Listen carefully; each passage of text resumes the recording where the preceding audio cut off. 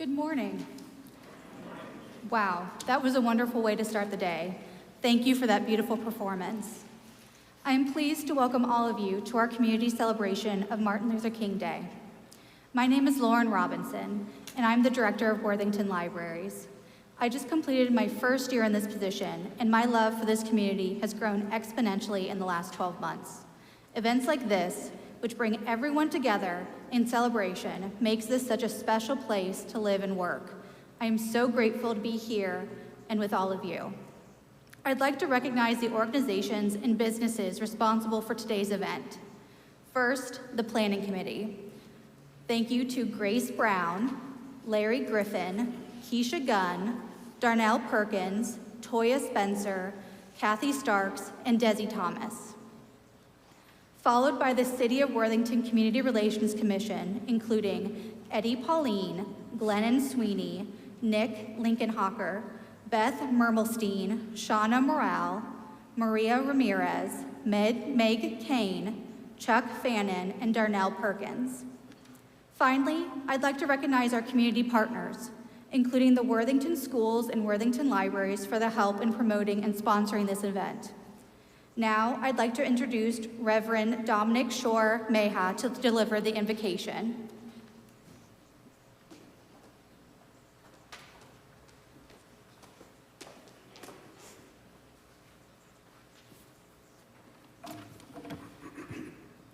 On behalf of Worthington United Methodist Church, it is my joy and privilege to welcome you into this space to celebrate the life, legacy, and continued work of Reverend Dr. Martin Luther King Jr. It is our hope that this day will not only be an exercise in memory, but also of imagination, that we will see where we have come from and be acutely aware of where God's Holy Spirit of justice and liberation is leading us. May this time form us and strengthen us, that we would continue to resist what Dr. King called the three evils of our society, that of racism, that of poverty, and that of war. As a means of invocation, I will share a prayer that Dr. King broadcast over the radio in Atlanta, Georgia during the summer of 1953. Let us pray. Most gracious and all-wise God, before whose face the generations rise and fall, thou in whom we live and move and have our being. We thank thee for all thy good and gracious gifts, for life and for health, for food and for raiment, for the beauties of nature and the love of human nature. We come before thee painfully aware of our inadequacies and shortcomings. We realize that we stand surrounded with the mountains of love, and we deliberately dwell in the valley of hate. We stand amid the forces of truth and deliberately lie. We are forever offered the high road, and yet we choose to travel the low road. For these sins, O God, forgive. Break the spell of that which blurs our minds. Purify our hearts that we may see thee, O God, in these turbulent days when fear and doubt are mounting high. Give us broad visions, penetrating perception, and power of endurance. Help us to work with renewed vigor for a warless world, for a better distribution of wealth, and for a beloved community that crosses lines of race and color. In the name and spirit of Jesus, we pray. Amen. It is our joy to welcome the Capriccio Youth Choir.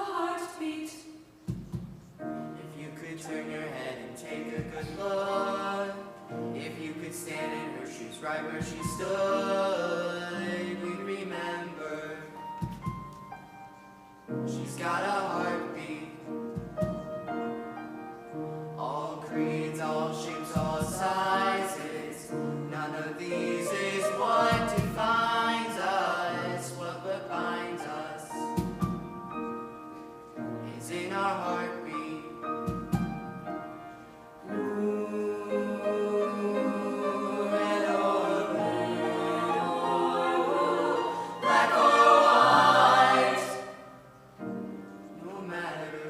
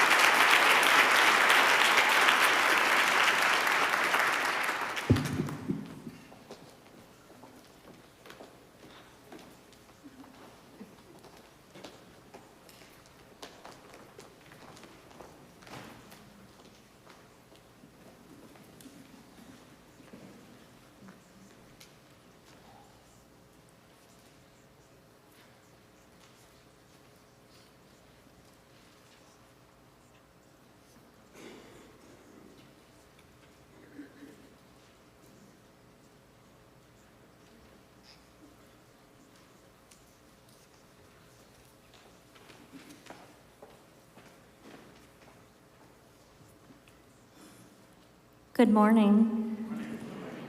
My name is Grace Brown, and I am the City Clerk and Clerk of Council for this wonderful community of Worthington. It is my great pleasure and joy to introduce today's speaker. Ange-Marie Hancock is Executive Director of the Kirwan Institute for the Study of Race and Ethnicity at The Ohio State University, where she also serves as NG Axiom Endowed Professor of Political Science. Dr. Hancock joined Kirwan in January 2023 after 15 years at the University of Southern California and previous positions at Yale University, Penn State, and the University of San Francisco. A globally recognized scholar of intersectionality theory, she has written numerous articles and 3 books on the intersections of categories of difference like race, gender, class, sexuality, citizenship, and their impact on policy. The award-winning The Politics of Disgust and the Public Identity of the Welfare Queen, Solidarity Politics for the Millennials, A Guide to Ending the Oppression of Olympics, and Intersectionality and Intellectual History. She is hard at work on her 4th book, The Scope and Vision of African American Political Thought, a book that covers more than 250 years of African American political thought. In 1993, under the mentorship of NBA Hall of Famer Tom Satch Sanders, Hancock conducted the original survey research and designed the business model for the Women's National Basketball Association, the only women's professional basketball league to succeed in the United States. The WNBA has been in existence now for over 25 years. More recent applied forms of her research focus on racial and gender equity at the local and regional levels, including leading a racial equity baseline study for the City of Los Angeles and co-chairing an academic analysis of governance reform in Los Angeles. She has also led community-engaged, empirically rigorous data analysis for the Black Experience Action Team, or BEAT, and the USC Department of Public Safety Community Advisory Board. Her current work includes new research projects on asylum requests by survivors of domestic violence, empirical applications of intersectionality, the Kamala Harris Project, a nonpartisan collective of scholars dedicated to tracking all aspects of the first woman of color vice president in U.S. history. Born in Columbus, Hancock is an alumna of Thomas Worthington High School.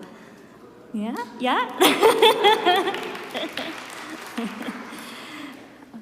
Long committed to community work, she has served on the boards of Community Partners, the Los Angeles African Women Public Policy Institute, LA Voice, Liberty Hill Foundation, and the ACLU of Southern California.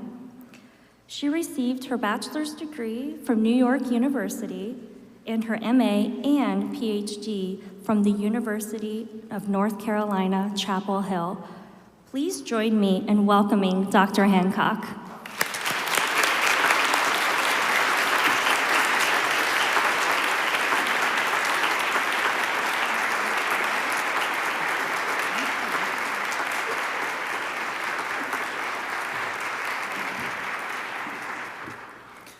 Good morning. Oh, we can do a little better than that. We need to get our energy flowing because it's 11 degrees outside. Good morning. Good morning. I want to thank the City of Worthington's Community Relations Commission, the Worthington Libraries and the Worthington Schools for welcoming me today. To the Worthington Alliance of Black Families and Educators, a special thank you that will make more sense as we get into our conversation today. And to the Worthington United Methodist Church, thank you for your longtime sharing of this beautiful space in service of a great drum major for justice, as Dr. King was called. As Clerk Brown mentioned, I am an alumna of Thomas Worthington High School, as was my middle sister, Nicole. I confess that as I wrote this speech during basketball season, it took all my strength not to channel the guy who was the biggest school spirit guy in my class, Greg Cooper. We called him Coop for anybody who might be of my generation, and he would, in a very raspy voice, say, "Cardinals, are you ready?" before every single game. Now, there's no way I can do Coop justice, so I will simply say I also remember our motto, which was, "Where excellence is a tradition." That work and that schooling at Worthington informs the work that I do to this day at the Kirwan Institute, where the work that we do on racial equity and justice is more urgent and more entitled to that form of excellence than any time in the 20-year history of the Institute. I would be remiss if I didn't share that my mother was also an elementary teacher for half of her career here in Worthington. For 19 years, almost all of them at Brookside Elementary School. And my youngest sister, Janine, was one of the first alumni for what was then called the new high school, Worthington Kilbourne. Her oldest daughter, Taylor, and my mom were actually featured in the Worthington News many years ago at this very event, at this very church.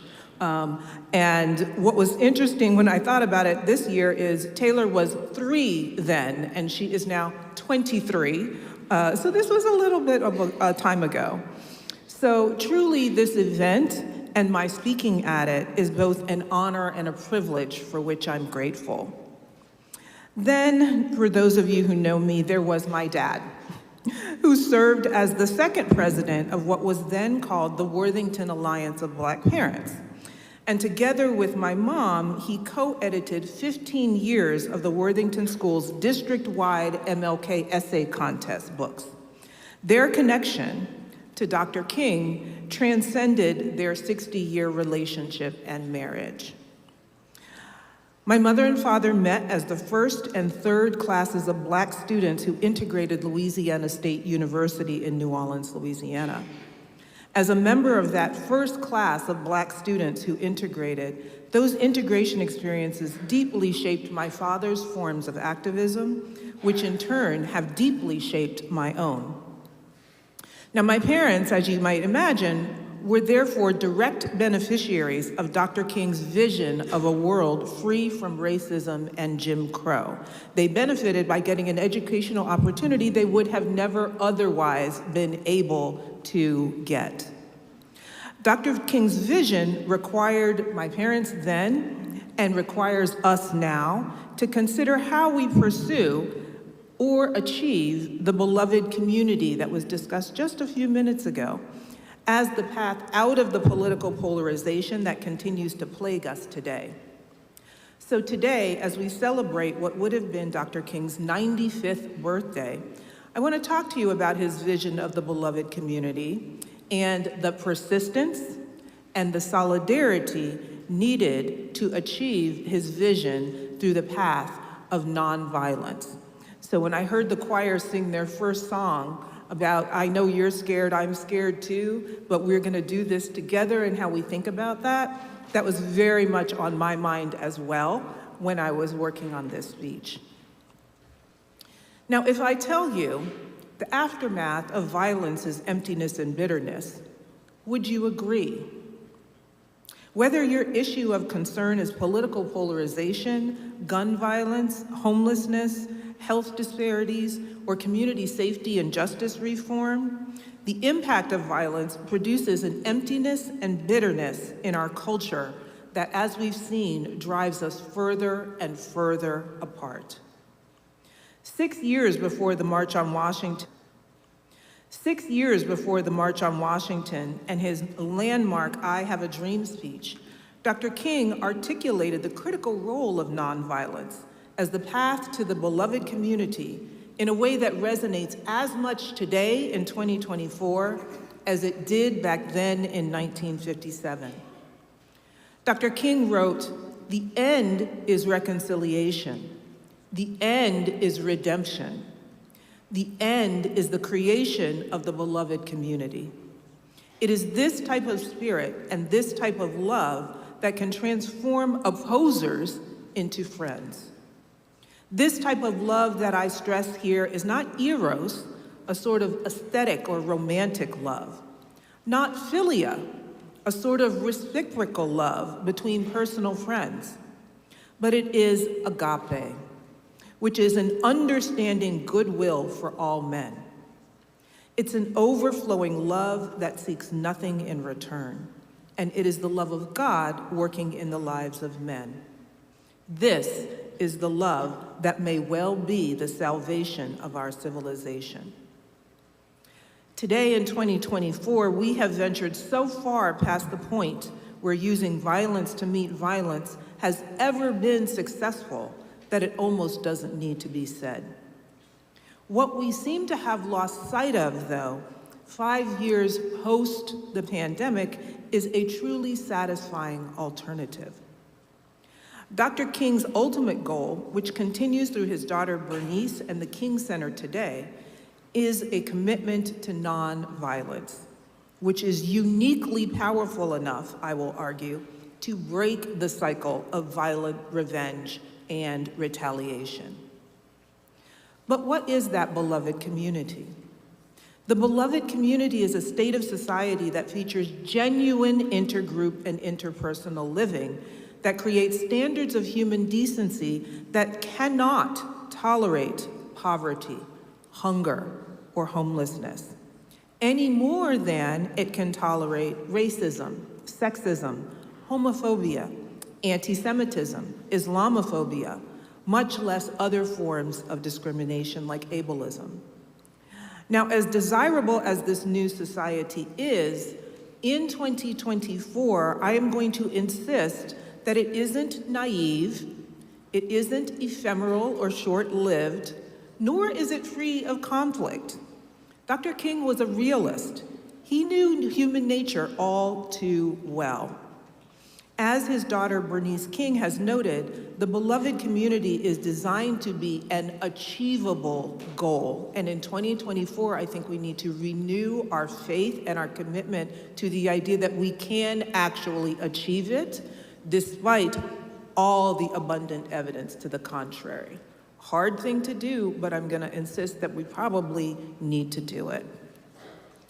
This year's National MLK Day theme asserts that there's only one path to the beloved community, and that is through the philosophy, and here's how we get to that commitment. I would argue not just the philosophy or theology, but the discipline of nonviolence. It is a discipline, it is a set of practices to commit to and to hold on to when everything else inside of you, if you've ever seen the movie Selma, everything else inside of you wants to retaliate, wants to actually respond with the violence or the nastiness or the incivility that's being thrown or pitched at you.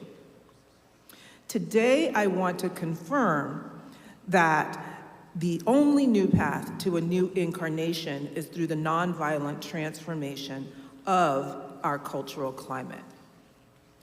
So certainly it would not take me long to prove to you that we are living in a violent climate, whichever way we look, whether the games we can play, social media we consume of either real or manipulated violent activities, or the actual physical and verbal violence we might experience in how we treat each other, demonizing and shaming the other side, and frankly, through the repeated exposure to all of this violence, softening up our human instincts to protect another person's life, protect another individual's life.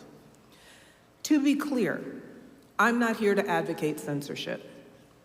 What I am saying is that the one truly egalitarian reality we all have is 24 hours in a day. And my question for you is, what are you doing with those 24 hours in a day? What we spend those 24 hours a day doing is zero sum. Even if we insist on multitasking, we are either doing things that move us towards the beloved community that Dr. King envisioned, or we are doing things that move us away from the beloved community that Dr. King dreamed of. Can we commit today to move towards the beloved community in 2024? How do we respond to all of this exposure?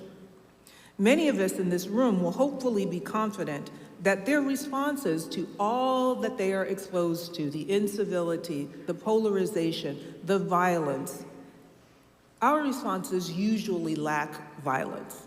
That's the good thing. I'm not talking about trying to get out and get cut off on 315. I'm talking about usually we can commit to the idea that we do not have violent thoughts or other actions that we do. But I actually want to ask a more challenging question. Is merely having responses that lack violence giving you actual peace of mind? What else is going on that says the fact that we lack violence is not true peace? Dr. King reveals the problem with thinking lack of violence is sufficient, and he calls it acquiescence. What it might look like in 2024 is we withdraw from having the hard conversations.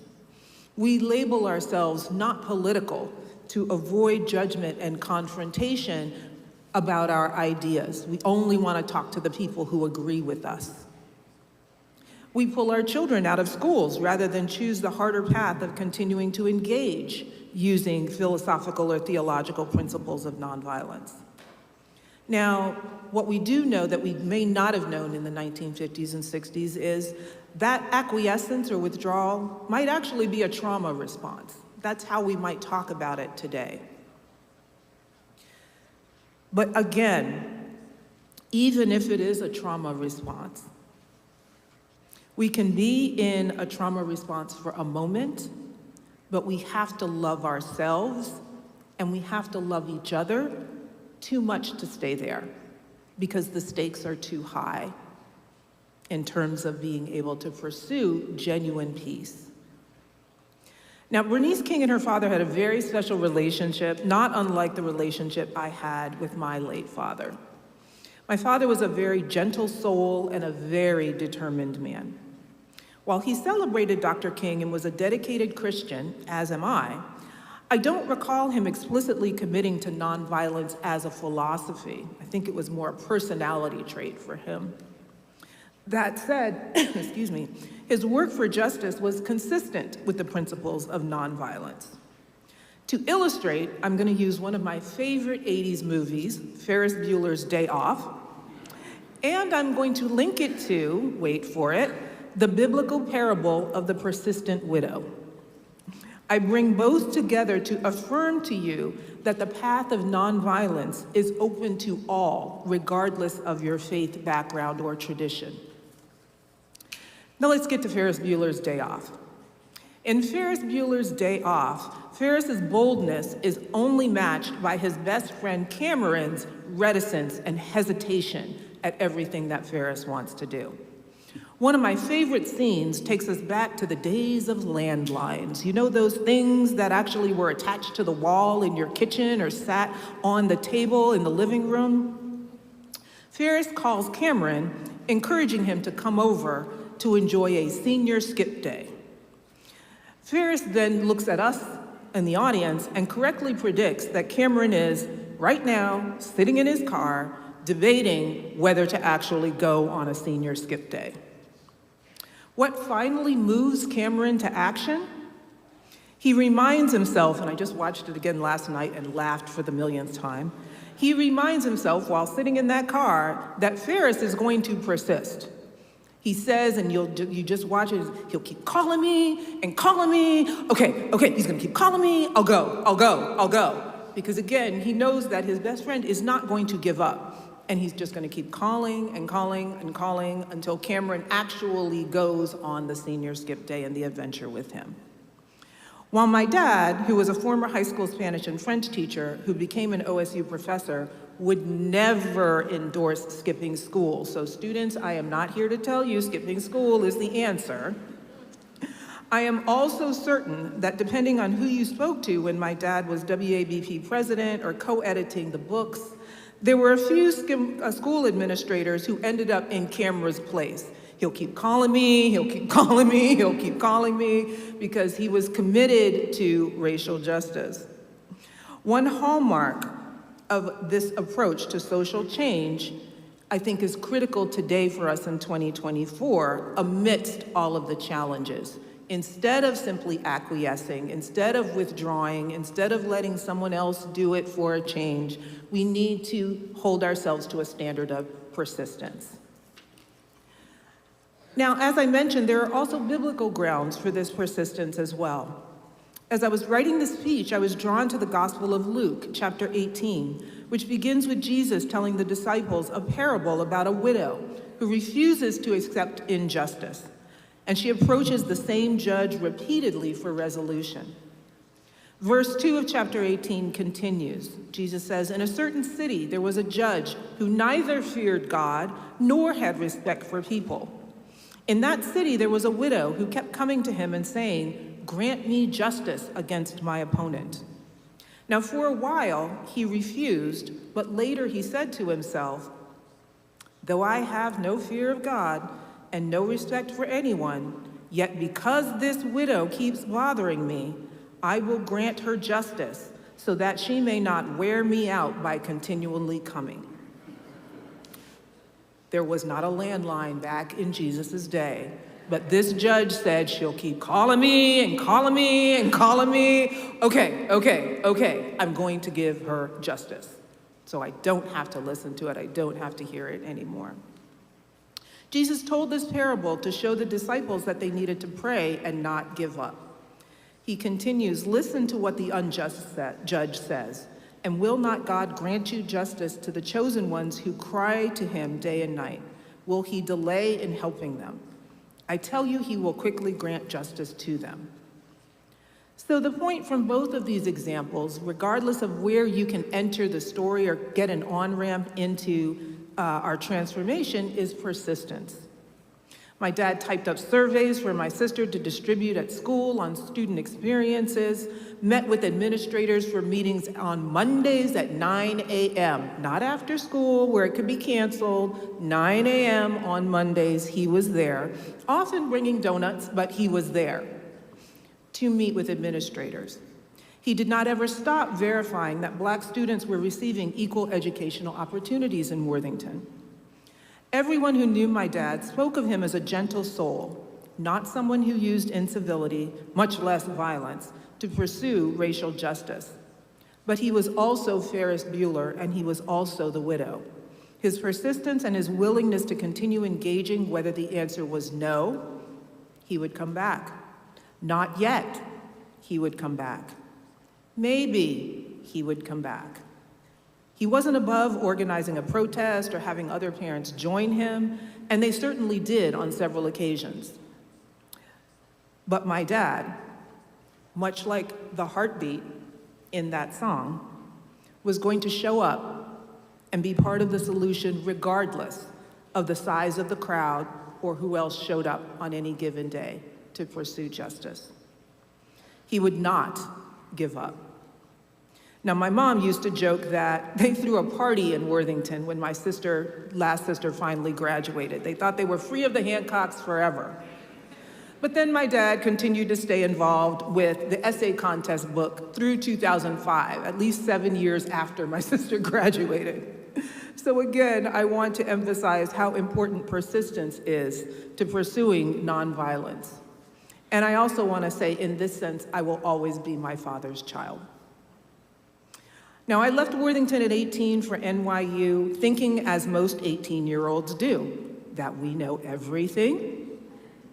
I said to my parents, "I'll see you at Thanksgiving, I'll see you at Christmas, and don't expect any other things."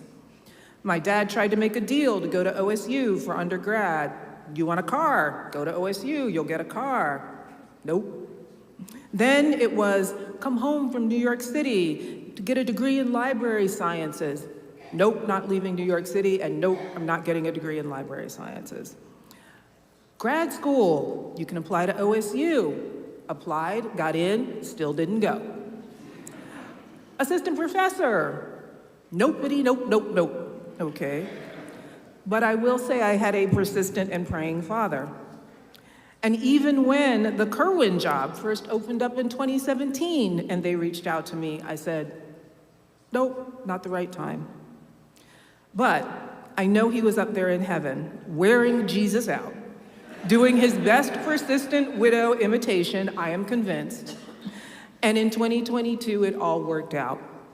Now, I know that's a lot of persistence, some might say superhuman persistence, but working at Kirwan is truly my dream job. I am so excited to be back in Columbus, even when it is in the single digits outside, and I have no plans to go anywhere. Now, don't get me wrong, revamping an institute with Kirwan's history is hard work, particularly in this political climate. But my persistence for excellence will never run out, thanks both to my Hancock genes and my dad's favorite verse, I can do all things through Christ who strengthens me.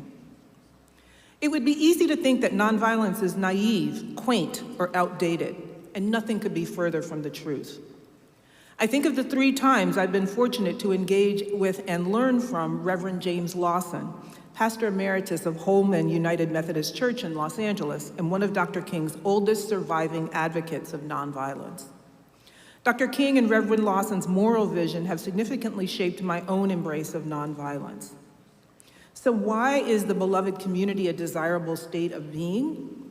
Because the beloved community is not just realistic and achievable, it's realistic and achievable because it can be attained by a critical mass of people committed to and trained in the philosophy of nonviolence.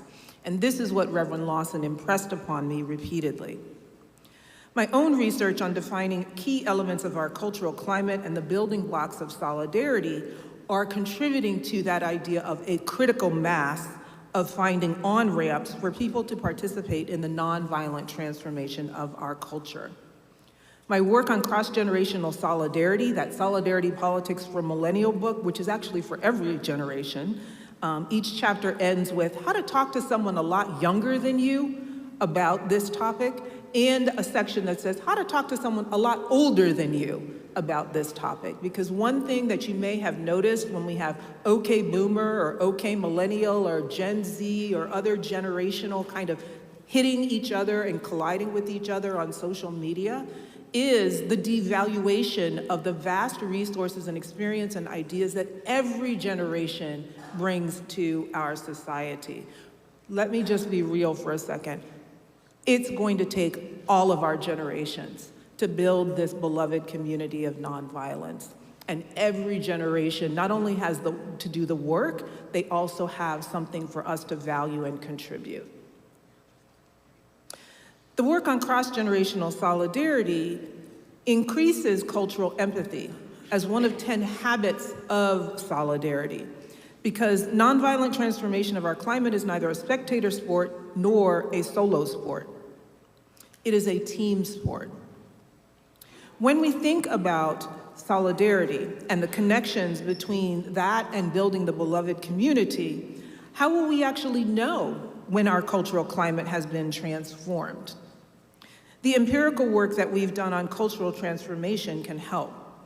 And while the questions I'm going to list for you can be used as individuals, you can ask these questions of yourself, I would say that their greatest power comes when we ask them in solidarity with others, when we ask them about others, in fact. So transforming the cultural climate can be divided into 2 buckets of questions. It requires us to address both empirical realities and emotional truths. Empirically, we can ask and have to accept when the facts don't line up. We can ask empirically, do I have access to opportunity? Am I equitably rewarded? When I speak up, am I supported by the institutions that should support or protect me, or am I betrayed by them? Am I able to practice cultural humility and cultural competence, which is to really ask, do I have a healthy relationship with myself and my culture, both the good and the bad of it, and how do I demonstrate that relationship to others? The second bucket of climate questions we can ask are more emotionally based. These are internally adjudicated and provide an individual with the opportunity for reflection. Do I feel respected? Do I feel like I belong? Do I share a sense of common purpose with others? The point here is to reflect to others, can I trust others? Can I trust myself? Now, Dr. King's moral vision and my own, which is influenced, as I said, by Reverend Lawson's, is that for the answers to these questions in particular to be the desired questions, yes, I feel respected, no, I haven't been betrayed, is to not have them achieved by violent means. So we don't use violence to gain respect. We don't use violence to feel like we belong. But it also is really important for us to think about when violence is being used, how do we generate that love for others that allows us to think about the ways in which that violence is indeed a cry for respect, a sense of belonging, and how do we create space to make sure we can resolve that. So to conclude, in this momentous year of our democracy, it is going to require us to be individually persistent. You can think of whether or not you want to be Ferris Bueller. You can think of whether or not you want to be the persistent widow. Or, like me, you can think of how you want to be like my dad. But we're going to need to persist beyond all of what is telling us to withdraw, all of what is telling us to tune out. And we need to do that together in solidarity with others. Our ability to practice the habits of solidarity to nonviolently transform our climate are going to be put to the test in this election year and beyond. But again, the only path to a new incarnation of the beloved community is going to be through this transformation. So it is important work, dare I say it is essential work for our democracy, and I would also say it's essential work for our souls. Thank you.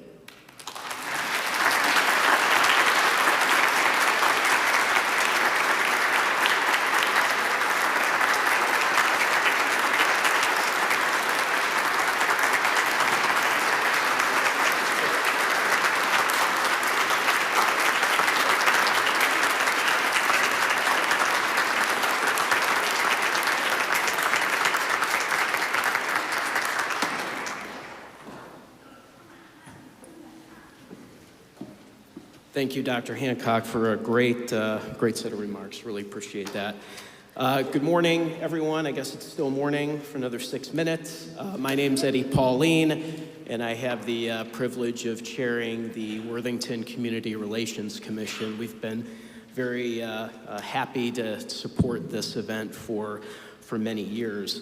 My son last night asked me if I was alive when Dr. King was alive, and I'm getting older. I had to think for a second, but I said no. He was assassinated 11 years before I was born, 1960. I was born in 79, so 55 years ago, we lost a great man. And as I was listening to Dr. Hancock, I thought, if you start to think about this, how much progress have we really made towards his vision in the last 55 years? I think, frankly, it's probably debatable. There are some great examples of progress and some really critical examples of maybe not making as much progress as we could have made. It made me think of a quote that I saw this morning from Dr. King. If you can't fly, then run. If you can't run, then walk. If you can't walk, then crawl. But whatever you do, you have to keep moving forward. I think we do need to keep moving forward to this idea of a beloved community. Worthington itself continues to want to move forward through a community visioning process that maybe some of you were involved in. We as a community decided that we want to be a diverse and equitable community. So as you think about how you, as an individual, can contribute to that, there's a couple specific things that I thought I'd mention. As part of this visioning process, we came up with some examples of things that can be done where you may be able to contribute. So I'll go through these real quick. As a community, we create conditions that increase the diversity of our city to better reflect the racial and ethnic composition of our region. We proactively identify, evaluate, and address policies and practices that negatively affect underrepresented populations. We create opportunities and remove barriers for people for a wide range of ages, abilities, and income levels to live in our city. We implement policies and foster inclusive environments that increase diversity in public employment, business ownership, and community leadership. We honor and celebrate our diversity with regular cultural events and multicultural education. So as you hear those, you can probably start thinking about ways that you as an individual can contribute. I think it's really awesome that so many of you brought kids and young people today with you. My daughter's in the audience, I think on her iPad, but it's great to see so many young people at this event. There are other ways to move forward, addressing, holding family members, friends, others accountable when they make racist comment at family get-togethers or other types of gatherings. And again, getting involved in programs and different initiatives as part of this city. So I hope that everyone leaves today with some motivation on how you as an individual can help us move forward, work towards this vision that Dr. King had and that Dr. Hancock helped solidify for us. So Darnell Perkins, I know you didn't ask me to say those things, but I'm just supposed to thank everybody again, so I'll do that now. So again, thank you to a couple specific groups, particularly the Worthington Libraries for sponsoring the appearance of Dr. Hancock, of course, the Worthington United Methodist Church, and the donations from the Maple Street Biscuit Company, which are waiting for you downstairs. We want to again thank the MLK Celebration Planning Committee and of course the Community Relations Commission. So thank you for being here today. We have one more final performance by Capriccio Jubilee Singers for you all to enjoy. Have a great rest of your day.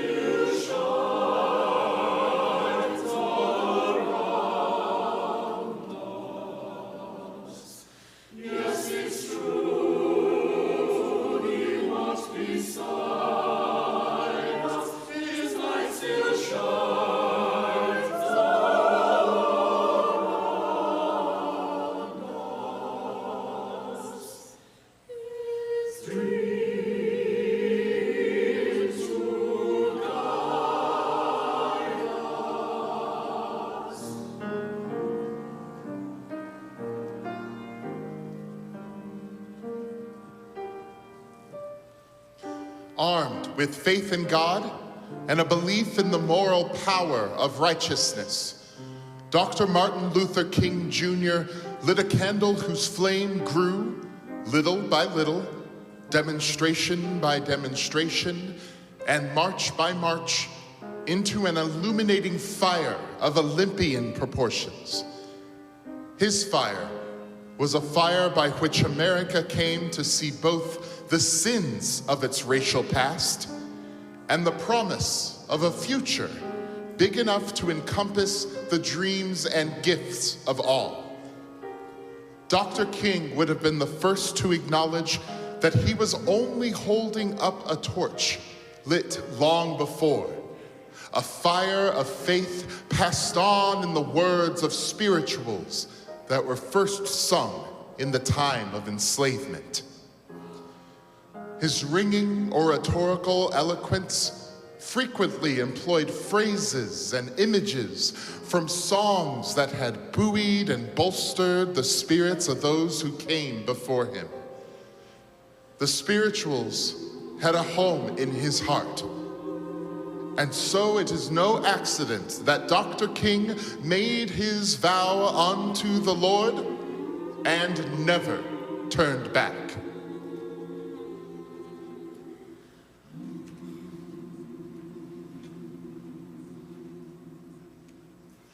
Done made my vow unto the Lord. Done made my vow unto the Lord. Done made my vow. Done made my vow. Made my vow unto the Lord. I made my vow. I made my vow to see what the end will be. Oh, my Lord, God made my vow to the Lord. Made my vow unto the Lord. I made my vow. I shall my vow to see what the end will be. When I was a mourner just like you, See what the end will be. I moaned till I came through. See what the end will be. Oh, When every star refused to shine, see what the end will be. oh, I know King Jesus will be mine. See what the end will be. Oh, my Lord, done made. Yes, I'm willing to. Oh, yes, I never will. No matter I will go. Yes, I'll go. I shall go. I'm willing to see what the end will be. Oh, my Lord, done made. Yes, I'm willing to. Oh, yes, I never will. No matter I will go. Yes, I'll go. I shall go. I'm willing to. I will go. Yes, I'll go. I shall go. I'm willing to. I will go. Yes, I'll go. I shall go. I'm willing to see what the end will be.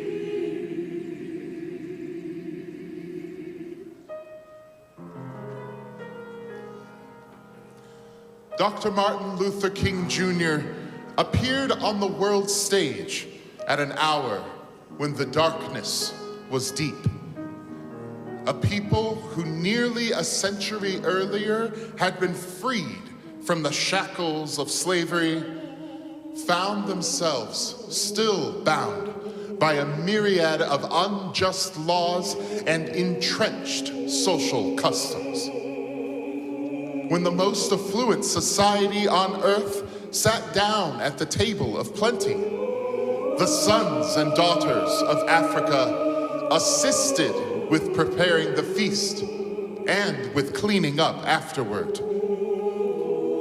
But they were denied seats at the banquet table. The darkness of despair rolled in like a thick fog, obscuring the path to freedom, justice, and equality of opportunity. In this climate of near hopelessness, when the incendiary mixture of fear and frustration needed only the slightest spark to ignite it into violence, a new light appeared. A young Baptist minister who studied the nonviolent philosophy of Mohandas Gandhi and taken it to heart, saw in nonviolent resistance the tool needed to move a nation out of the perplexing maze of racial injustice and onto the simple pathway of peace.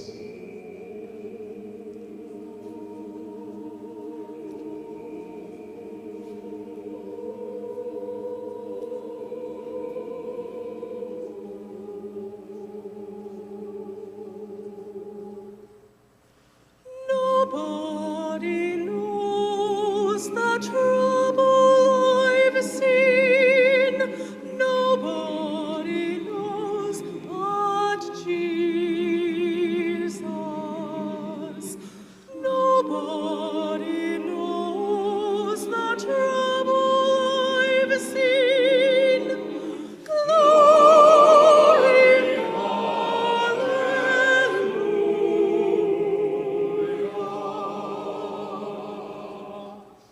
sometimes I'm up, sometimes I'm down.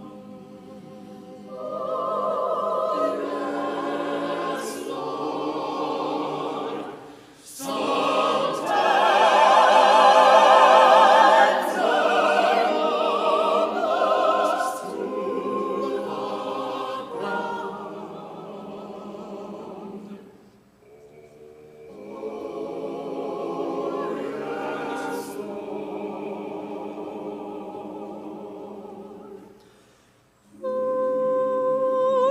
Nobody knows the trouble I've seen.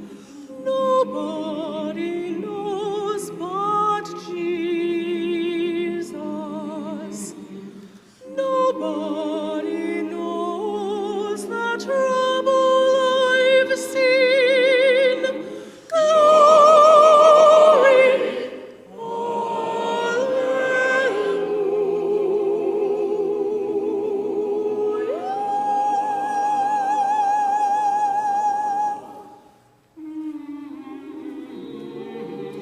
Much has changed in the decades since Dr. King's death.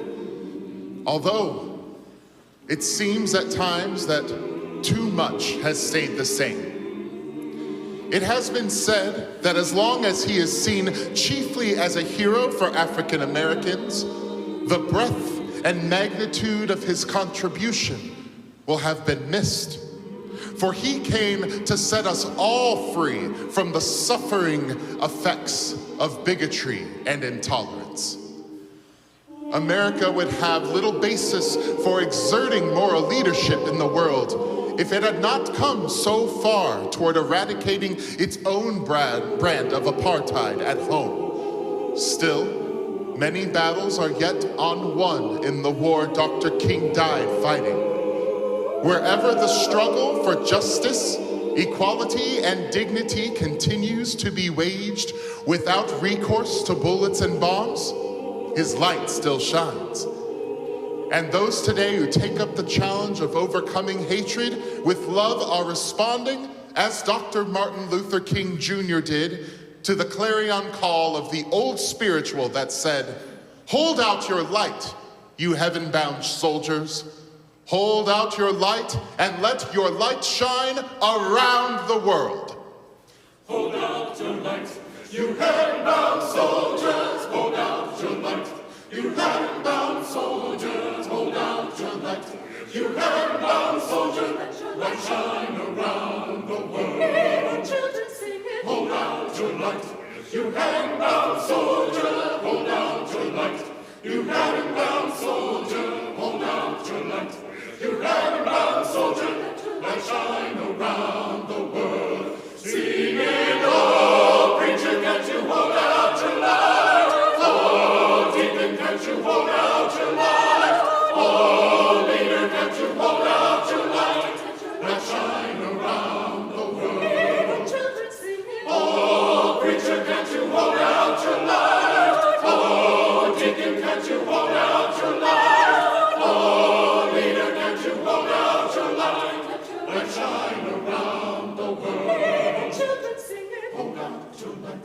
You heaven-bound soldier, hold out your light. You heaven-bound soldier, hold out your light. You heaven-bound soldier, let your light shine around the world. His light still shines all around us. Yes, it's true, He walks beside us. His light still shines all around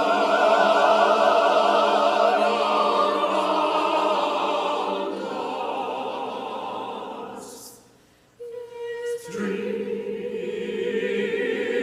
to guide us. With this faith, we shall be able to transform the jangling discords of our nation into a beautiful symphony of brotherhood from